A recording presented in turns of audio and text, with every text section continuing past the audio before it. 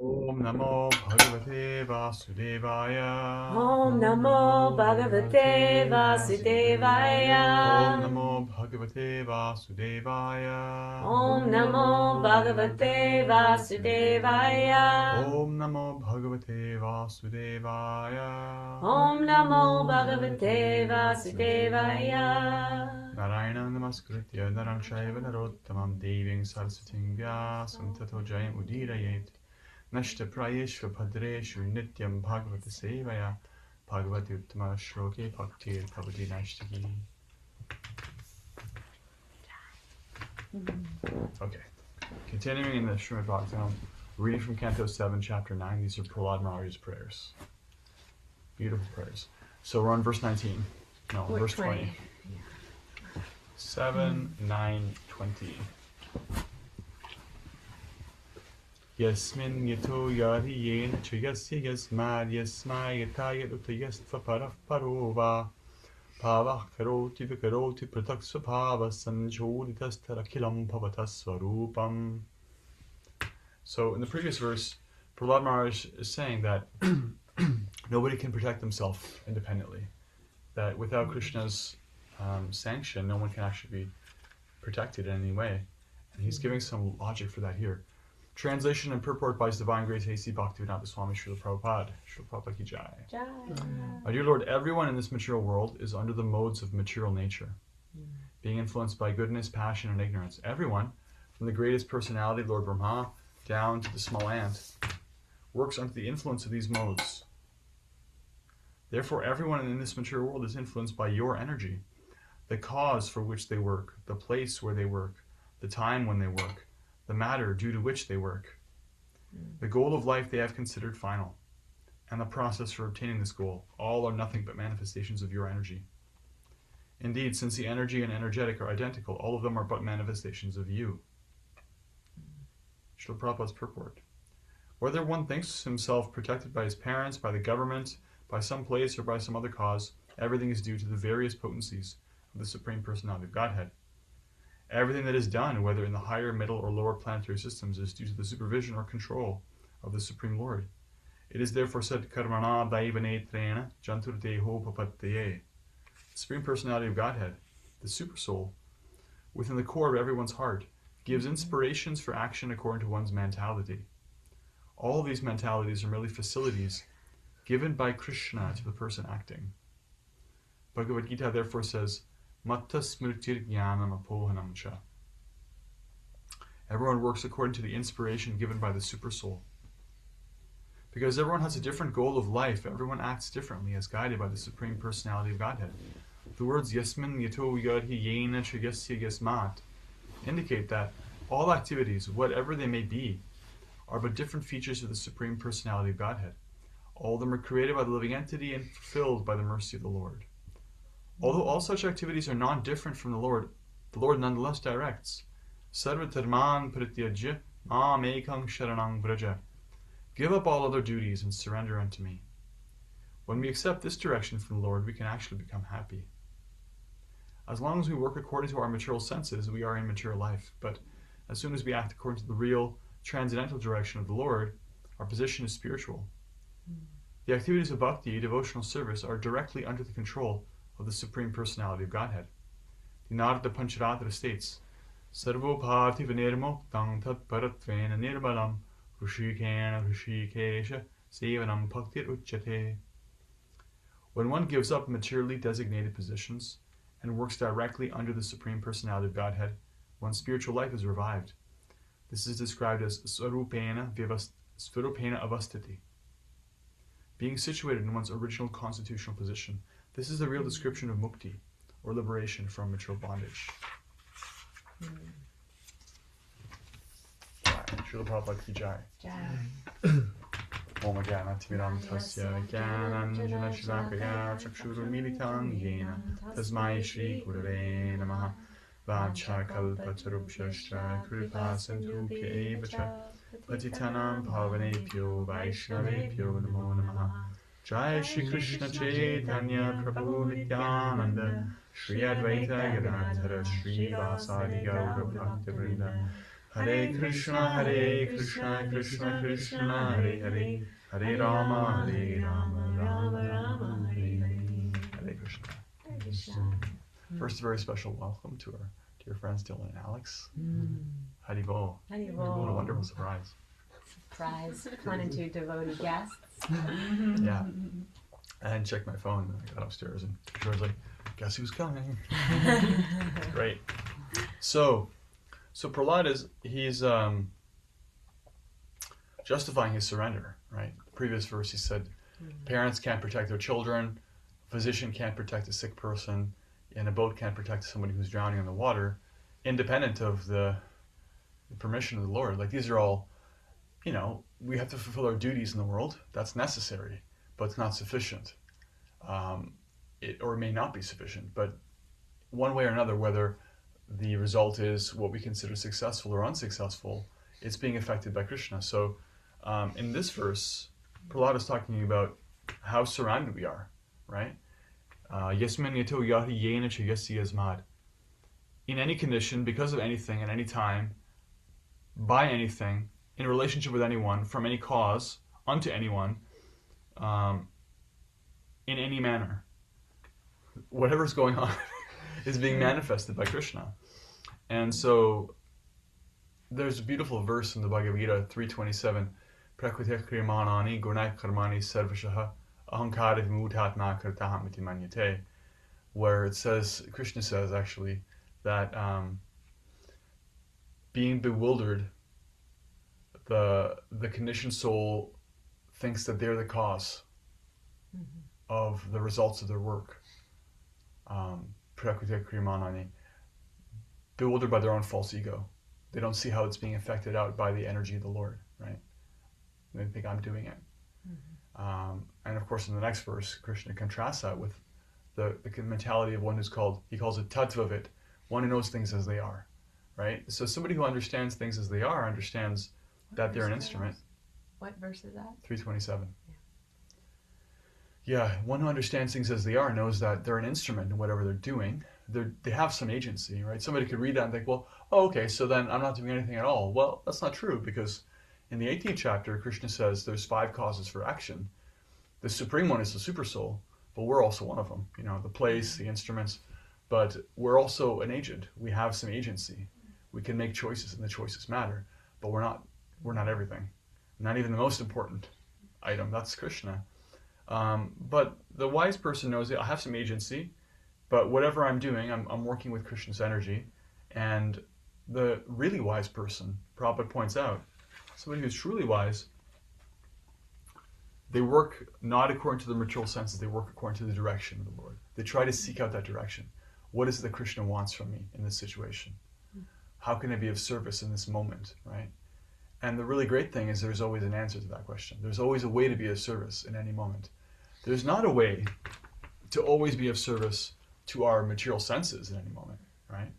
The senses say, play out this plan. The ego says, you're the boss, you're the enjoyer, try to enjoy. It's not possible to push forward that mission in every moment. It's possible sometimes, after a limited fashion, but then sometimes it's not, which means there's an interruption. And that really sucks. But it's impossible for there not to be a way to be of service in any given moment to Krishna, because he's actually the totality of everything. And our insignificant, transient desires are very flickering, and we can try to serve them.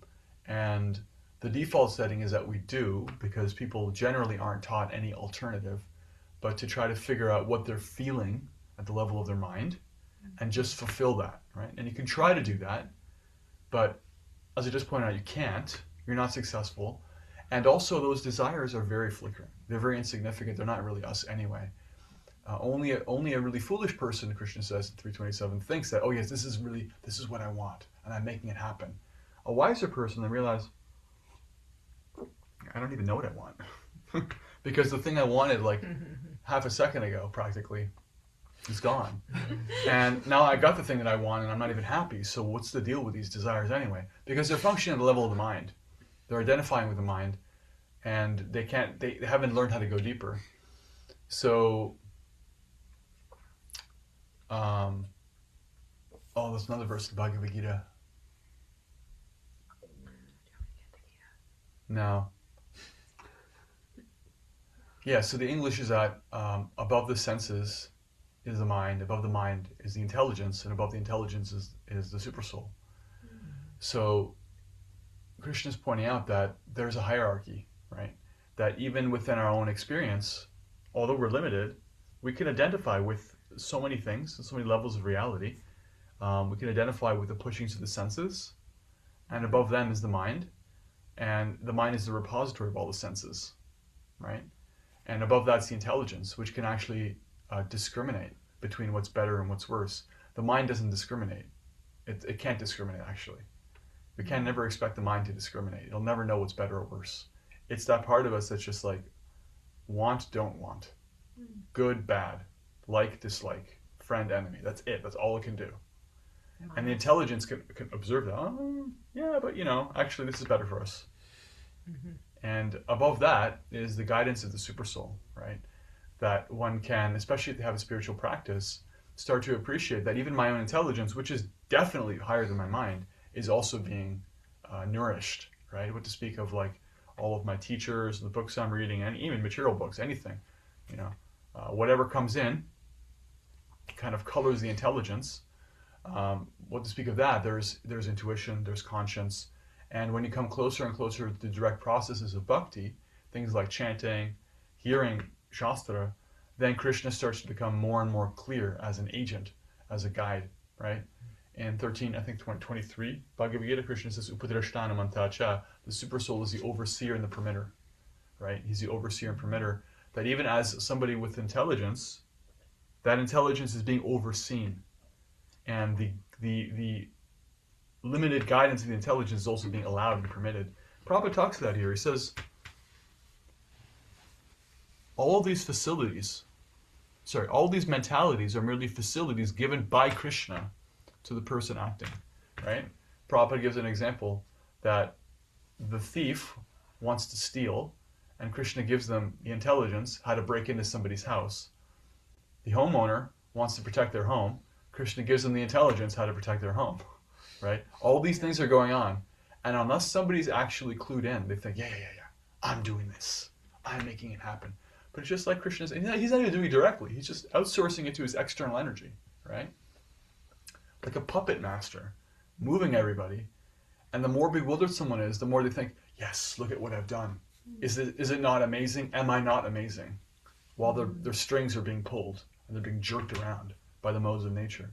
One of the meanings of mode, guna, one of the meanings of guna is not just modality, it means rope, a binding force. The gunas actually, they're the strings the puppet master pulls us by, right? Because we're so small, we have to be under Krishna's energy. But we get to choose. Because we have some agency, we get to choose whether it's the external energy or the internal energy. Which means there's the pushings of whatever karma we have. There's the pushings of our environment. There's the pushings of other people's modes, other people's ideas. There's billboards with great big ideas of, come to our all-you-can-eat buffet or whatever. Come to our casino, gamble away your life savings. Whatever idea someone is trying to push on you. There's all these different material ideas. And then there's the spiritual energy. And we can be under the guidance of that. And so Prabhupada concludes the purport by talking about that.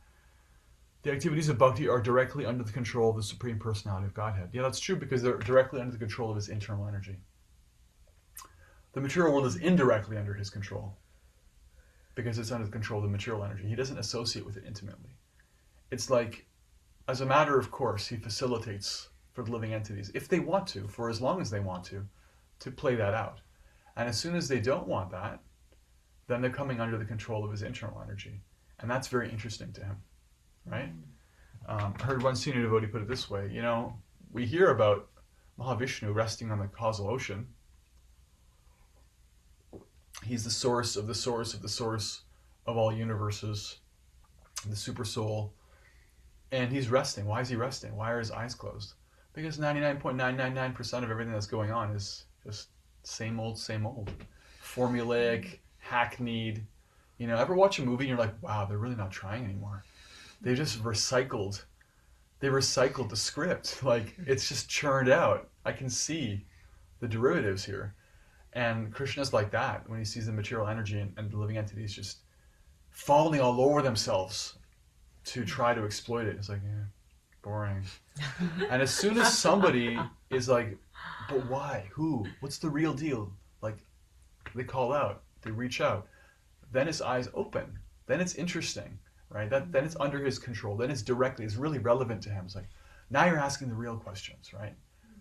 So that's our privilege. Is that we're trying to actually appreciate what the deeper level of reality is, and we're doing that not independently. Like great thinkers, authors, philosophers have also tried to appreciate there must be something deeper going on, but if they try to do it under their own power, with their own God-given intelligence, but not under guidance of the source, then they go in circles. They maybe take 2 steps forward, 1 step back, 1 step forward, 2 steps back. Who knows, right? And it's an attempt at best at Jnana Yoga, and that can only come to Brahman. It can only come to the idea that actually consciousness is something different than matter, and it's eternal. There's an eternality to reality, despite all the comings and goings of the external level. That's it. And that's spiritual. That's real. But it can't reveal the face, right? So the devotee is asking for Krishna to reveal his face. A beautiful verse in Isha Upanishad says directly that, please Krishna, show me your face. Remove the dazzling light of your effulgence that's keeping me from your personal feature, right? Remove the glare, right? The annihilating glare. I've gone snowblind. Like all this glare, I can't see what's happening. All this Maya, you're Maya, Krishna. I want to see who you are behind all of that. Arjuna says this in chapter 11 Bhagavad Gita too. He sees the universe, he sees all this comings and goings, all the different levels of cause and effect, and his mind is blown. Then he realizes, okay, yeah, Krishna, my friend, really is the source of everything. And then when he says, make it stop. Enough. Okay? You made your point, I asked for it, but what I really want is I want your sweet face again. That's what I want. And Krishna says, now I'll give it to you. That same sweet, dear form that even the demigods very rarely get to see. He gives away. He just gives it away. He gives himself away to his devotee. So Prahlad, as a very intimate devotee, knows all this. He knows these workings, and he's justifying his surrender, right? He's justifying why he wants to take shelter of devotees, why he wants to be a devotee, why he hankers for service, because he can't protect himself independently anyway. And because, in this verse, he's pointing out, any instrument that we temporarily deal with is just a manifestation of you, right? So Prahlad is like really eager to go back to the source. It's powerful Krishna conscious realization. Om Tat Sat. Hare Krishna. So now we'll take any questions or any reflections. Reflections means anything you heard. Anything that stood out. Comments. Krishna, thank you. Hare Krishna. I'm so glad to hear that there's so many people there visiting. It's so nice. I just kept on smiling and sort of laughing. I can remember the times that I have thought that I am the doer, times that I have been working and got increasing responsibility, and I was in charge of this and in charge of that, and the more egocentric I became, the less God conscious I became. The deeper I would go into Maya, and all of a sudden Krishna, thank God, would smack me upside of the head. All of a sudden I'd be laid off. Something would happen that I would really realize that, no, I am just one of many. It's almost like Krishna's mercy for course correction in my life for me to realize. And I believe that now, if I keep on studying, keep on learning, keep on growing, keep on taking beautiful courses with people, great teachers such as yourself and others, that I won't get off the beam so easily. Mm. I don't stray to this place where I'm like, oh, look at me, you know. And so the more service I do, the more I remember, so that when I have a choice, I tend to say, well, wait, let's pause a little bit. Let's think about this. What way does Krishna want me to go? And even if I make a mistake, and I tend to not go down the rabbit hole so much because I can pull myself back a little bit because I say, okay, now I am getting clearer and clearer. So it's a beautiful verse and a beautiful lecture today. Thank you so much. Hare Hare Krishna. Krishna. Yeah, that's what it's all about. That's what devotional practice is. It's a little balance beam. Um, and somebody could say, well, it's so hard. It's so hard. I keep trying and failing. Sometimes I remember Krishna, but often I forget him. It's like, well, what's the alternative? Is like material life so easy? Is it so sweet? The consequences of falling off of your beam, your balance beam, materially, are abject failure, right? Devastation. The consequences of like failing to serve Krishna properly are you give him a chuckle, he helps you up, dusts you off, and you go back again. And it's like, that's okay. No problem. Um, there's no loss. He says in the second chapter, there's no loss or diminution in this path, and even a little bit of advancement saves you from the greatest fear. It's all victory. It's all gain. Even a moment of real consciousness, Shukadev says in Canto 2, better a moment of real consciousness than a long life wasted living like an animal, just off of instinct. So what to speak if we actually get to deliberately like choose day to day, yeah, I try to be a devotee. What a privilege. Thank you for that. Yeah. Any other reflections? Did you hear anything that stood out? I appreciated how you were speaking about how Krishna's bored, like his eyes are closed. He's just Right. like, more of the material drama, just being caught in the loops and the cycles and the circles. But then his eyes, like, you know, flash open. I think of Mahaprabhu's eyes, right? And like when I'm sitting in different places in the room, I feel like he's following me with his eyes, right? It's like eyes are open, and because if I'm calling out and asking for help, asking for connection, asking for greater understanding, he's like, oh, okay, this one wants to wake up. I loved just visualizing that also Yeah. in my mind. Um, and then from the purport, what struck me was like the last line that this is described as Swarupena Ashvasiti. Is that how you say it? Yeah, can I have a Canto 2? Yeah. Because, Being yeah, when you're done. being situated in one's original constitutional position, this is the real description of mukti, or Yeah. liberation from material bondage. And as before coming to bhakti, like being a yogi, like more of like an ashtanga, hatha yogi, like liberation is being liberated from the material body and going back into, it's more impersonalism, back into Sure. the oneness.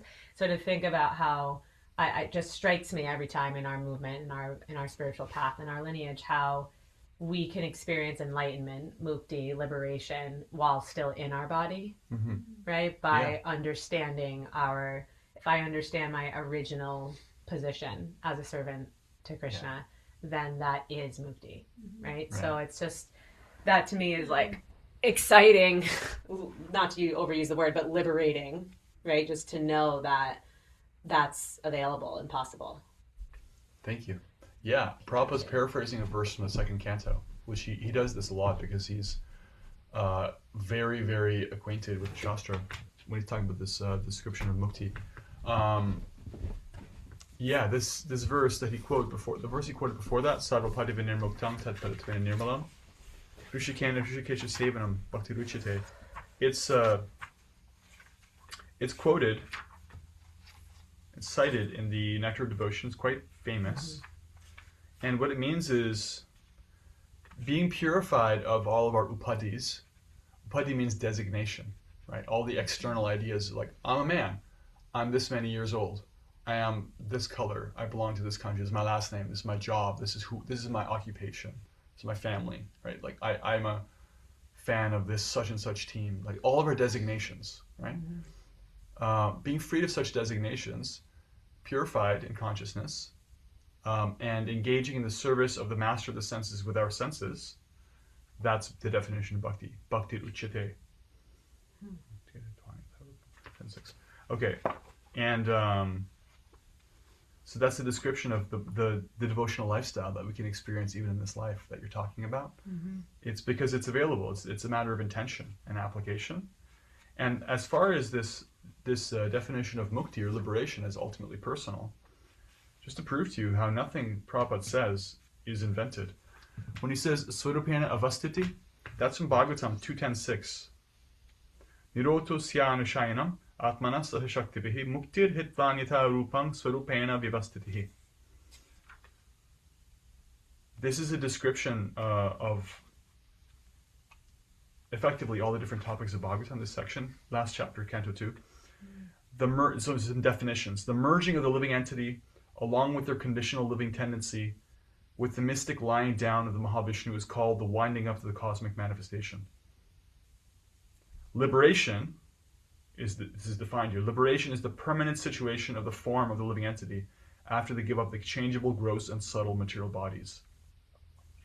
Hitvanyata rupam, which means giving up all other false forms. Swarupena vivastiti, being situated in the real form of service. So I just wanted to point that out because Prabhupada is like such a master. Such a master of Shastra. Yeah. Thank you for that. Any reflections? Anything stood out?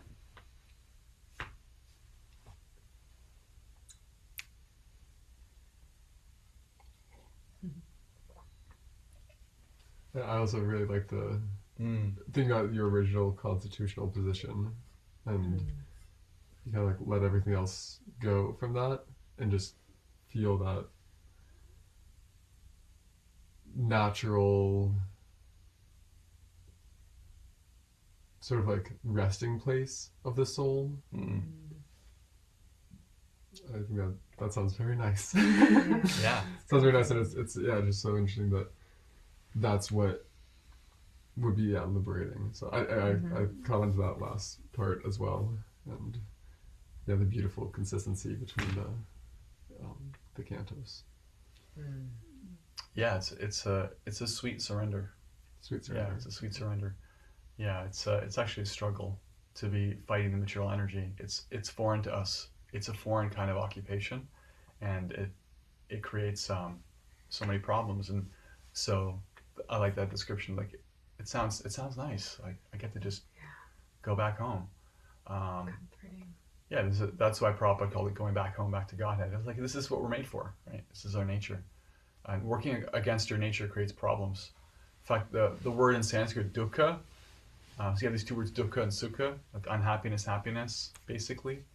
Dukkha, if you look at it closer, it really means like misalignment, being out of like alignment. Like if you have a wheel, right, and the spoke or the axle is like off, then it'll start to wobble, right? That's dukkha. Dukkha is like you're not acting according to your nature, right? If I tried to walk on my hands, like I could probably do it if I worked out enough, but it's so unnatural. CrossFit. Right? It's just the elbows can't do what the knees can do. So we're trying to do things that are unnatural, and it's making so many problems for ourselves. And it's like, oh yeah, this is how it's designed. There's actually a designer in it. If I follow the code, if I follow like the purpose, it's like, oh, it just flows. It's so nice. Thank you. Any more reflections? Anything that stood out? Could be any small thing you heard that anyone else said also. I was really appreciating the conversation of the modes. Because Dill and I were just having a conversation about this yesterday, actually. So it's just really interesting. And like, yeah, just thinking about like the hierarchy of like our feelings, our intelligence, and like the super soul. Because I definitely feel like personally I have the tendency to like overthink, and then even when we were having this conversation of the modes wanting to be like, this is bad and this is good and I need to do this, and I just constantly finding different like nooks and crannies to the intelligence just keeps finding its way to like create new narratives or trying to be like, I know this is the good and the bad thing, or this is the right and the wrong, and that like usually like the most helpful thing is like going to like a quiet place within, like whether that means like chanting or like kirtan or listening to something, but I like recognize so much resistance within me to that. And I love the story of the like Krishna's like reciprocating for your like desires. If like the burglar wants to come and like rob the house, he'll give you the intelligence for that. Or Right. if you want to like protect the house, I don't know. I really love that story because it makes me think too of just returning to like a simpler idea, or like what, it's still really difficult, but it helps me like just like the simpler idea of like what is actually my intention, and like can I purify the intention, or yeah, like what is my actual desire, because I feel like I get so stuck in like thought rabbit holes, piling one on another and another and another, that you lose the original intention, and just keep thinking of like, yeah, Krishna's just reciprocating with that intention. So it's like, whoa, okay, like let's reground in that, and what is the helpful thing to reground in that? And usually I'm resisting the thing that's gonna help me like actually, like arrive to that more grounded place, or like that, the place of departure of that thought or whatever the thing is. Does that make sense? Yeah, makes a lot of sense. It's amazing. I can strongly relate to being pushed around by the mind, and getting stuck in like the little windy little mazes, and then after a while you're like, wait a minute, how much time have I spent on this? And going in circles or whatever. It's like a labyrinth. You can't find your way out. Because we can't. And it's nice to learn from history and our environment too, where it's like the most brilliant people in history have all failed to solve so many problems. It's because they're just, you can't solve a problem on the same level that it's created, as Einstein put it.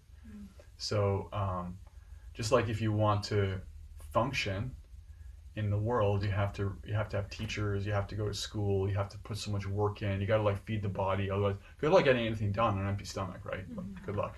There's just so much just to get to zero, just to be able to work on anything. Like somebody had to invest years of like patient attention on you to make sure you don't run off into traffic, just so you could actually do something with yourself, right? So in any endeavor, it's like just invest in yourself. So I when I start to think like about fixing my own problems, and I need help in really surrendering to the bhakti processes that I'm fighting against, I just remember like, but I don't struggle when I realize I have to eat. I don't fight that. I just do it because I know if I don't, it sucks. And the cool thing about the processes of bhakti is that when you engage in them, you actually start to feel full and happy, just like when you eat food. No one has to tell you like, congratulations, you're now full, you feel good. It's like, I just feel I'm full and I'm good. And my stomach isn't grumbling. And so it's just a push to get into it. That can be challenging. But like, look how hard you're working going to school, trying to get knowledge. Like, we have to work, so may as well do that, and also work for your own spiritual betterment. Spiritual food. Get yourself spiritually fed. Yeah. Jai, what you're doing. Congratulations. Jai. Srila Prabhupada ki jai. Srimad Bhagavatam ki jai. Srila Maharaj ki jai. Now let's offer our respectful obeisances unto all the Vaishnava devotees of the Lord, who are just like desire trees. They can fulfill the desires of everyone and are full of compassion for all the fallen conditioned souls. Jai. Patitanam Pavanebhyo Vaishnavebhyo Namo Namaha. Ananta Koti Vaishnava Vrinda ki jai. Jai. All right, everyone. Have a great day. Thanks for all those that tuned in throughout the time. Let me stop the record.